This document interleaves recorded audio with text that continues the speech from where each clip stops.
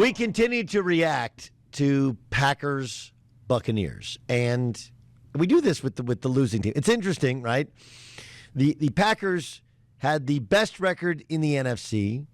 They lost at home in the NFC Championship game, lost in the championship game for the second consecutive year, and yet there's a completely different feel in a game in which they very well could have won, if not for a handful of mistakes, in comparison to the Bills, who had made the playoffs the previous year, lost in the first game last year, won 2 games, lost in the third.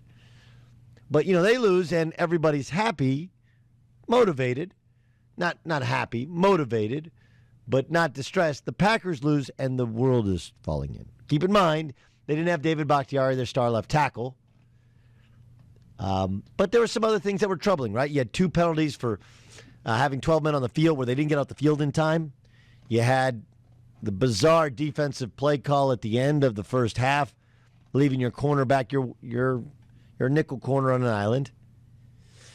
You had a lack of regular season continuity with your play calling in the game. You had Aaron Rodgers not running for a touchdown on third down on a last drive where you felt like that's what Aaron Rodgers does. Like, a lot of things was weird, and they still could have won the game.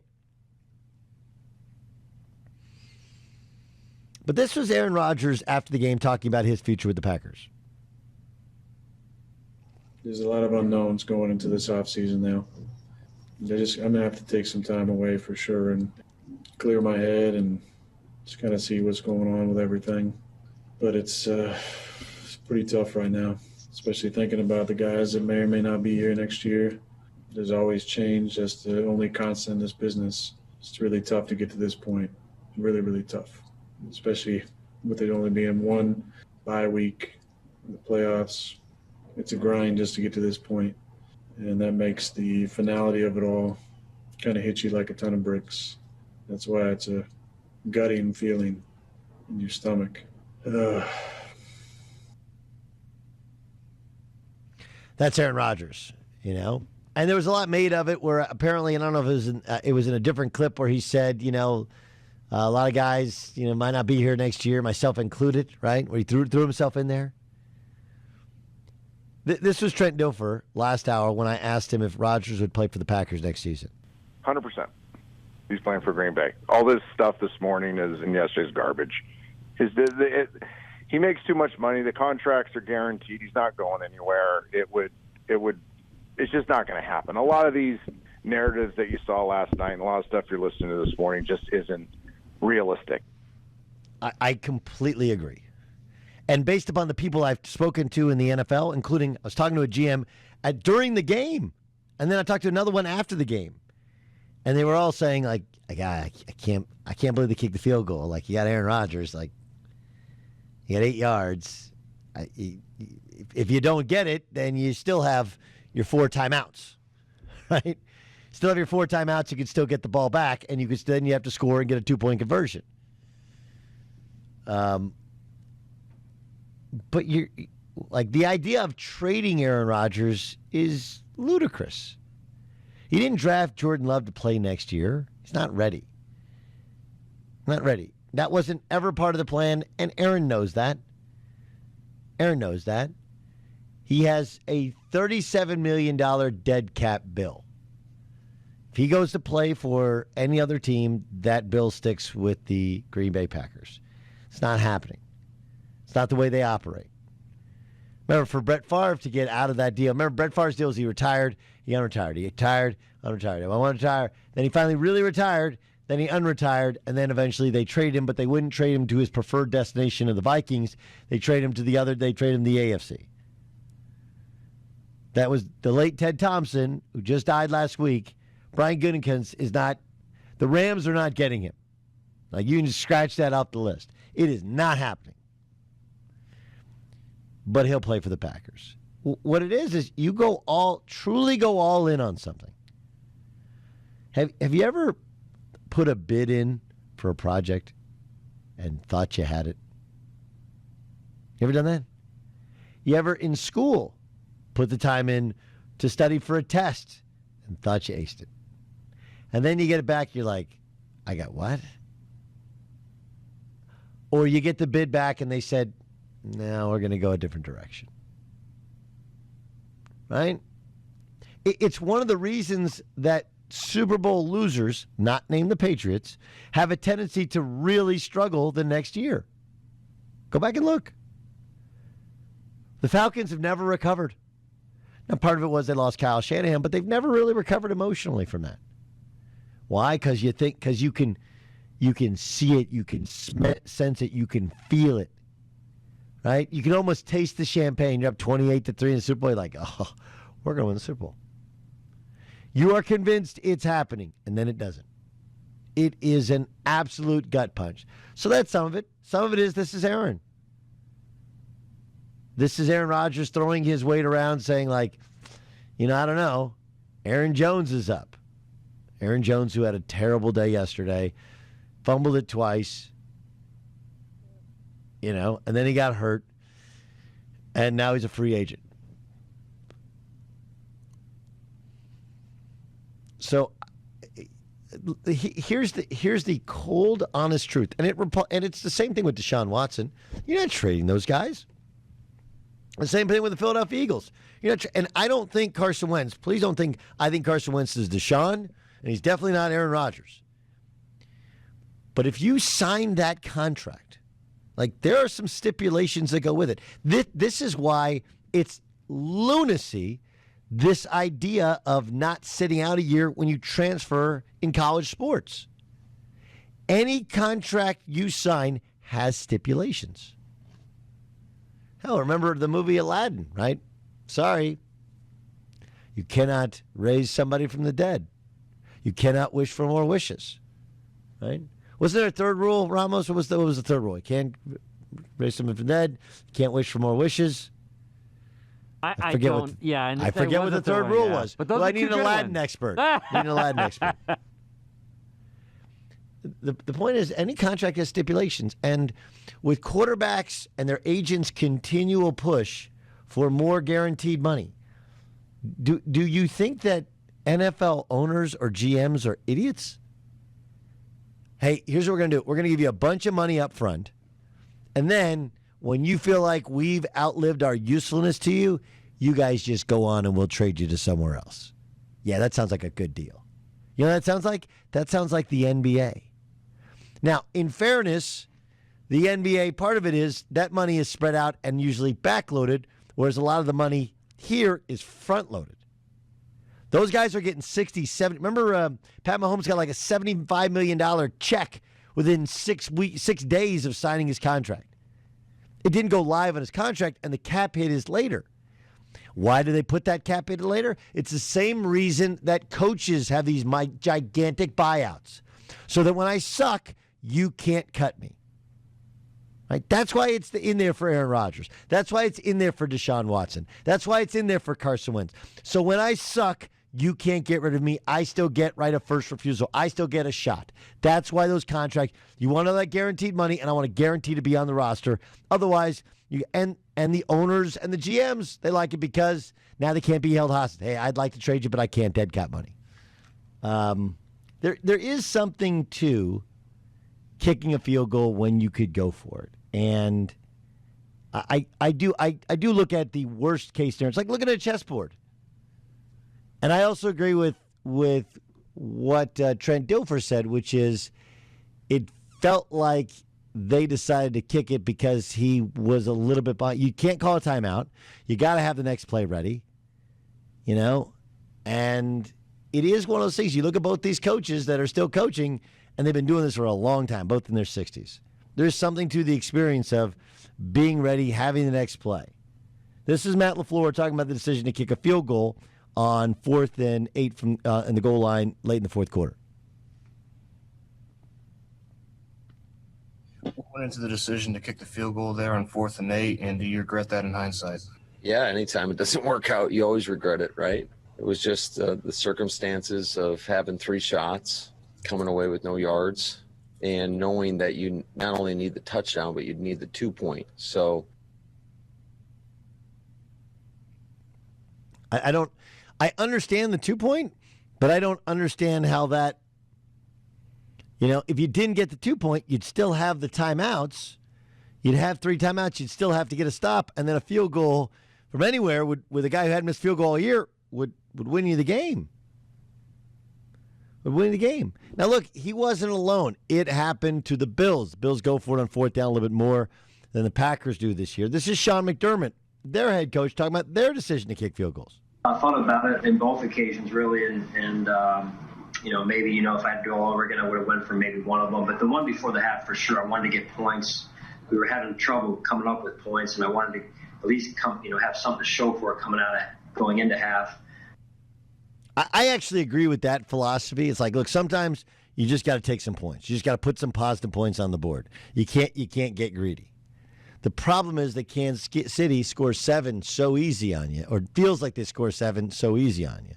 And then, of course, right, before the half, you kick the field goal, you get 3 points, and then they come out of the half, they get an end around, get 50 yards in the end around, and you're like, okay, well that's a backfire to you. Yes, Ryan. Doesn't it feel like in today's NFL, you're almost, even at times when you think it may be the wrong decision based off of what your game plan is, doesn't it feel as though you should just be going for it more often than not, knowing that things are so analytic driven and like going for it is the new thing to do? You're going to be questioned about it after the game. Yes. I do think we become those people, right?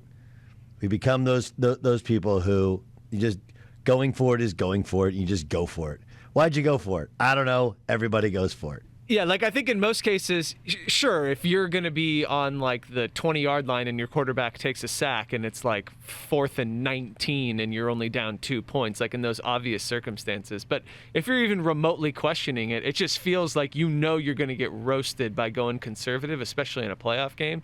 You might as well just run the risk of trying to win the game as opposed. Just feels like now we've labeled it as you're either trying to win the game or you're just avoiding the loss. Look, this is not as pronounced as, Belichick did this when he was with the Patriots, right? Where one time they lost a game to the Colts. I want to say it's to the Colts. Was it the regular season buyer where they went for it in their own territory? Yes. And it's the basic philosophy of, if one play wins me the game, then let's go the one play to win me the game with my best player, the quarterback. Then let's do that. I like that philosophy. Like, why one play when all these other things can go wrong? And I'm generally aligned with that philosophy. Yeah, and we were live doing our show Sunday as it was happening. You're trying to think of all the different reasons on why it was a bad call. I also just think of giving Aaron Rodgers one more opportunity to touch the football. Yep. There was no guarantee that he was going to be able to. There's, the Jaden Mickens thing that you talked with Trent Dilfer. I can't believe he did that. Yeah, and he ended up saving Green Bay. But that would be another reason to not kick a field goal, is because you knew that you would have the kickoff that would take more time off the clock to go to the 2-minute warning. It just, to me, it just didn't make sense. Yeah, at the time I understood what he was thinking. Is like, look, 3 plays and none of them work. Let's just kick the field goal. And then I was like, I don't know. It's not like there was 4 minutes left. There's 2 minutes left, and you just. I totally understand, except for the math of 5 to 8 doesn't make it. If it was, now if they had they caught the 2-point conversion and made it 3 back then, and not allowed any more points, and it was 3, or if you could have cut it from 6 to 3, then I would have understood it. Because I would have felt like you get it back, you kick a field goal.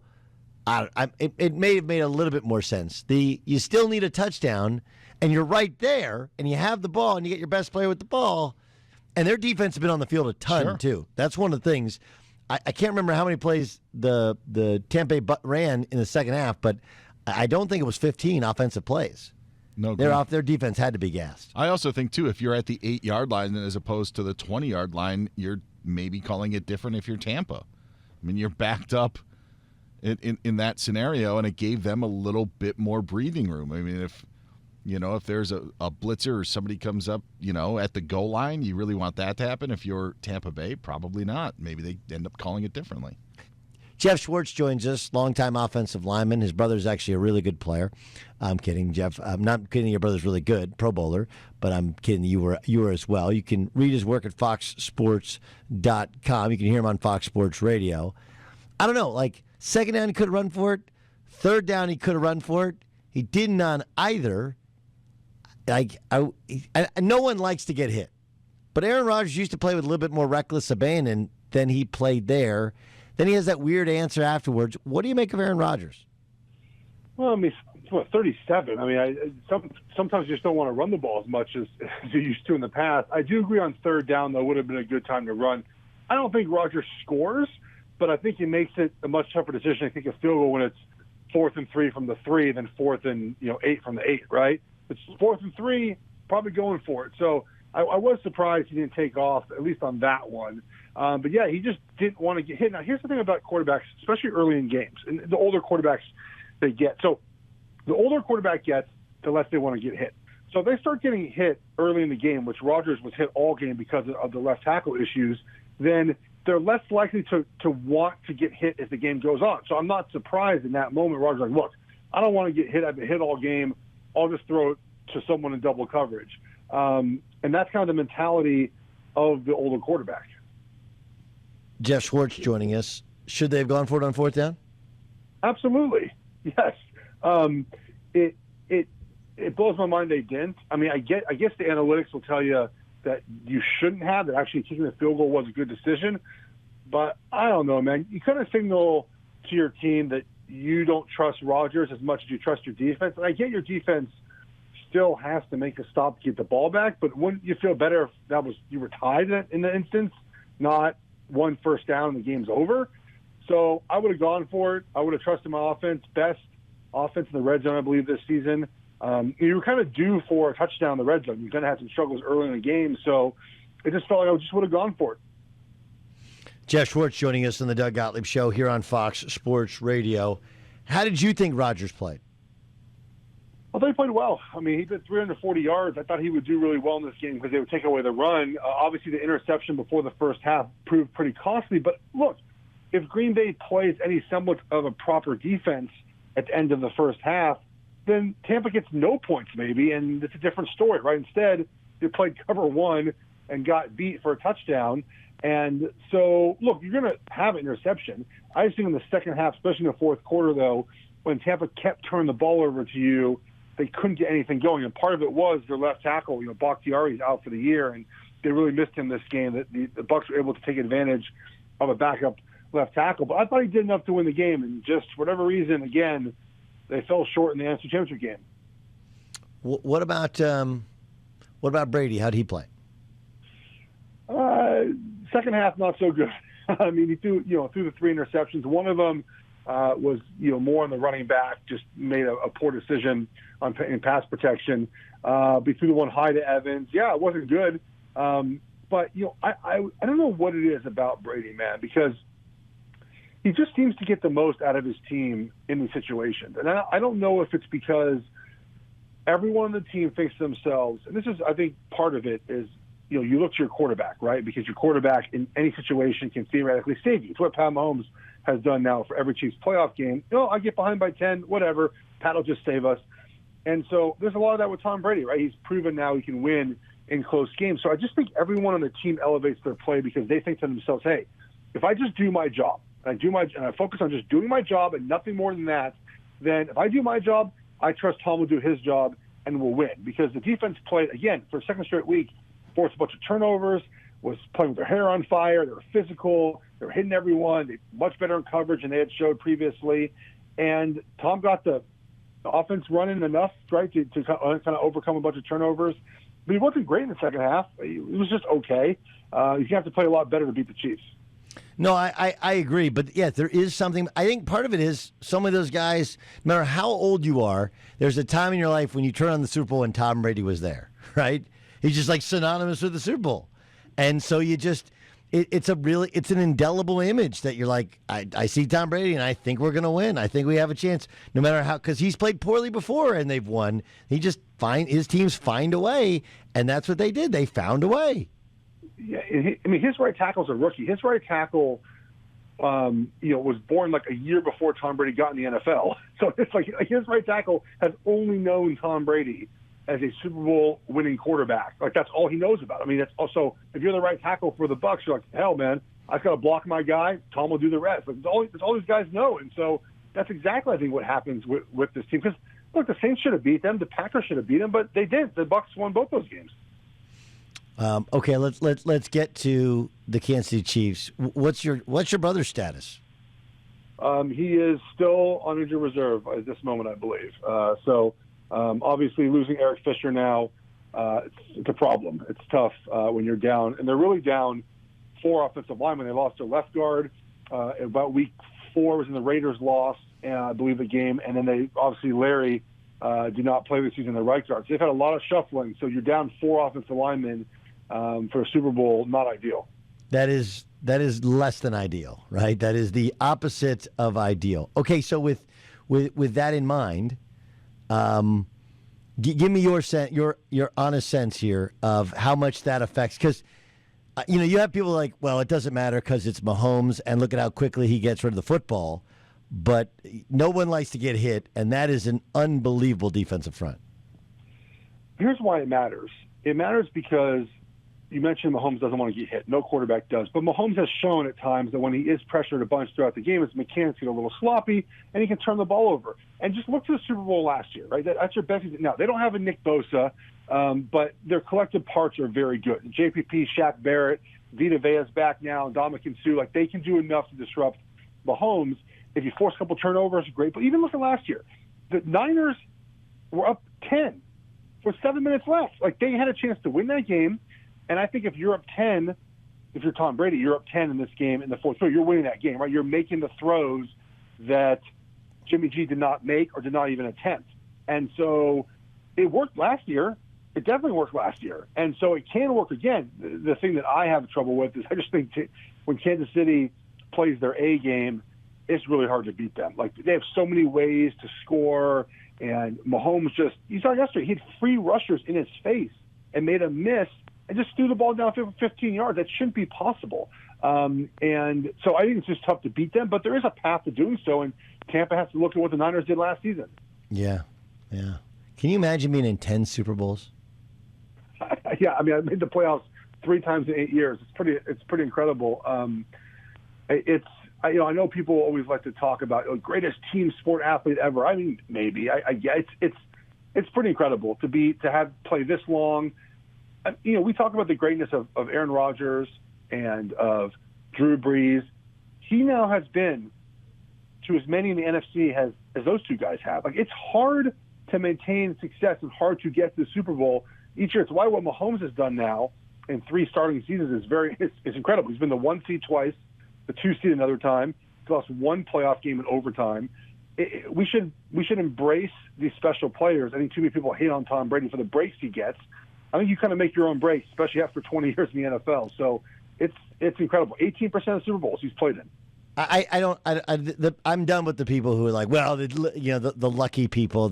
Okay, once or twice. Okay, it's like what it is. Was it Antonio Cromartie that had all those kids and couldn't remember their names? Yes. Right. It's like, all right. So it happened one time. You had a relationship 2 times, 3 times. You got 9 kids with 9 different women. I'm sorry, I don't feel any sympathy. Like it's not bad luck. It's bad judgment. Right. It's just you make terrible decisions. The same is true for Tom. The opposite is true for Tom Brady. Right. Like if you get to 10 Super Bowls, I'm sorry, luck has completely left the building.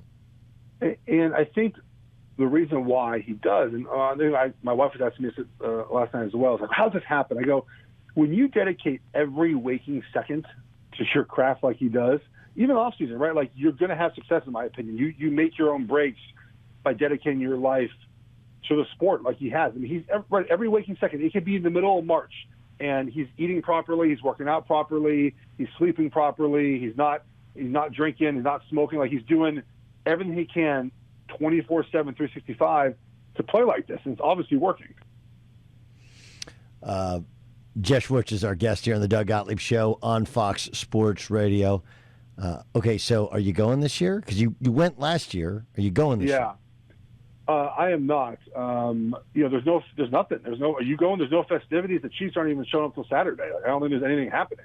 The weirdest thing, right? Show up the day before the Super Bowl. It is. Nothing says nothing says 2020, 2021 like showing up the day before the Super Bowl. Yeah. My wife is vaccinated. She's a vaccinated healthcare worker, so I guess she can go for free, I guess. But I think you have to be in the area. I think you got to be in the area. Oh. I don't think that never mind extends then. to Charlotte. Well, so she, no, I'm not going. It's just, it does feel weird, right? Because I've been now to like 4 or 5 straight since I retired Radio Rows, and it's a big part of the Super Bowl is like seeing your friends and seeing your buddies, and seeing people you might not see all year, just hanging out with them. And obviously that's gone this year. But we're going to have 20,000 fans in the stands. I think they said Tampa's playing a home game. There's still so much to talk about and so much to enjoy from the season. And they did it. They played all their games. Pretty impressive.